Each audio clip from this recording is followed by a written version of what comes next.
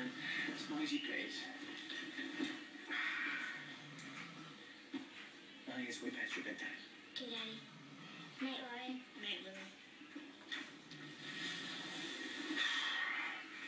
After Dr. Evans, it all went downhill. 10 witnesses called him a fraud under oath. They're wrong. Smiger had the jury eating out of her hands today. You'll get your day. How? What am I going to prove? I mean, do you honestly believe I'm going to be able to convince 12 rational people that Chris is actually Santa Claus? Yes. You have more faith than I do.